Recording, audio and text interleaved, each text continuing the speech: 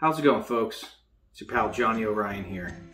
Today's episode, we have eggnog. This is a classic holiday drink, and we're going to make a great recipe for you today. So we have our ingredients: a little bit of ice cubes, some spiced rum, and our eggnog. And for this recipe, we first start with a couple ice cubes. Do it to your liking. Next, the most important ingredient is our spiced rum. So we're gonna kind of eyeball it.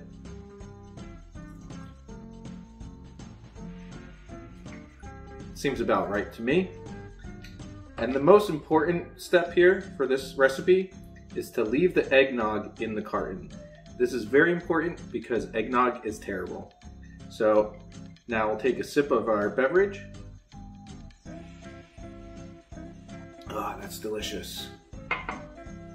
Tastes great to me, folks.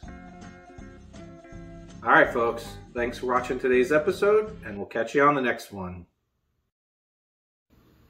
Eggnog, eggnog is so bad. Eggnog, eggnog makes me sad. We humbly appreciate the very important support from our Patreon subscribers.